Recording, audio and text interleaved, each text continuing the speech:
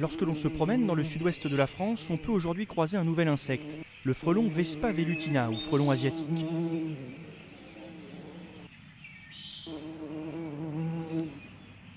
Mais pourquoi parle-t-on autant de lui qui ne semble pas à première vue bien effrayant? Pour le savoir, il faut se rendre sur son territoire de chasse.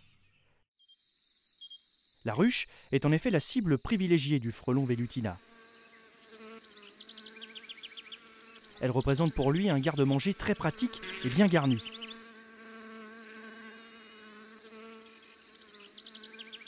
Aux abords d'une ruche d'Aquitaine, on peut ainsi observer jusqu'à 15 frelons à la fin de l'été. Le velutina vole de façon stationnaire, le dos tourné à la ruche. Il peut ainsi détecter la moindre abeille de retour à la colonie, chargée de miel ou de nectar. Cette technique maximise ses chances de capture, car il se trouve sur un passage obligé des abeilles. Sa stratégie est le fruit d'une évolution longue de milliers d'années et a permis au velutina de s'imposer parmi les nombreuses espèces de frelons dans le sud-est de l'Asie. Lorsqu'une abeille croise son chemin, elle est surprise par les longues pattes du prédateur.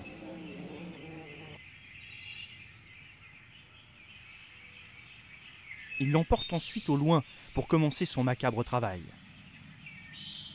Il se pend alors à une branche par une patte et commence à découper sa victime, son but étant de ne garder que le thorax, partie du corps contenant le plus de protéines. La tête tombe la première.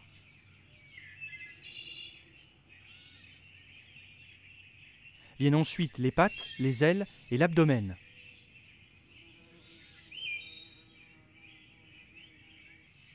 Le frelon mâchera la chair de l'abeille et la portera aux larves de la colonie sous forme de boulettes nutritives.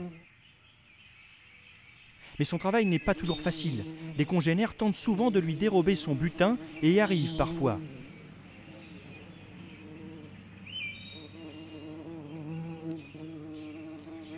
Ces conflits éclatent continuellement devant les ruches, où la compétition entre frelons est rude.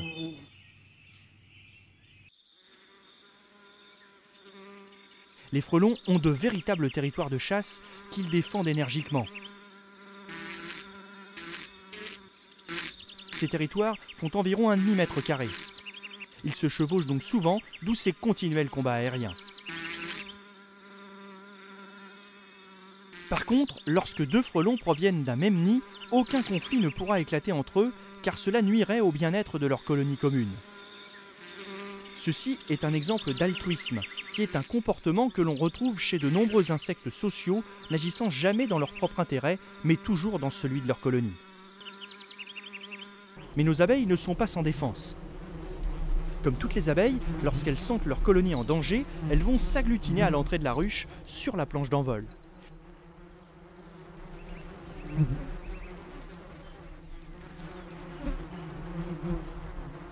Ces abeilles sont appelées abeilles gardiennes. Leur rôle est d'empêcher toute intrusion d'indésirables.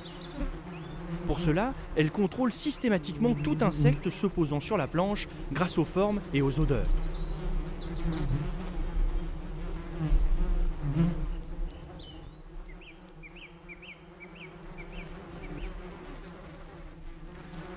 Lorsque les frelons se rapprochent trop d'elles, les gardiennes se mettent en position de défense, le haut du corps relevé, les pattes avant vers le ciel, prêtes à bondir sur l'intrus.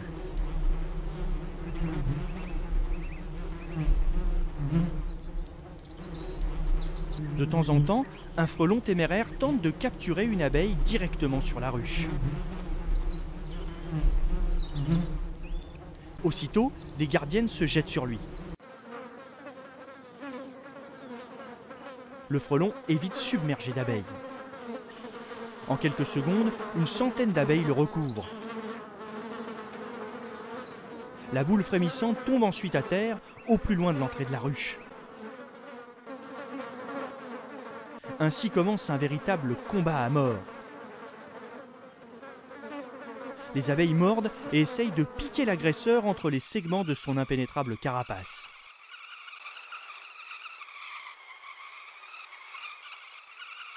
Durant la bataille, qui peut durer 1 heure, les abeilles vont perdre leur vie car piquer est pour elles fatal.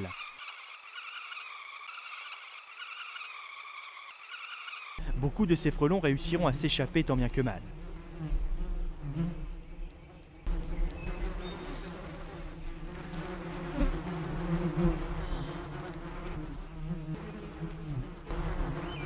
D'autres succomberont. Tout ceci nous montre que les abeilles françaises peuvent se défendre, mais que leurs moyens restent dérisoires face à un prédateur si bien adapté, alors qu'elles ne le sont pas. Mais il faut garder espoir. Nos abeilles européennes, ayant été introduites en Asie il y a 50 ans, et présentent là-bas un comportement défensif plus efficace. Ces abeilles élèvent leur température corporelle jusqu'à un point létal pour le frelon, tout comme le font les abeilles asiatiques. Cependant, nos abeilles subissent en Asie d'énormes pertes, tout comme ici en France. Il devient donc urgent d'aider nos abeilles à survivre face à ce prédateur implacable.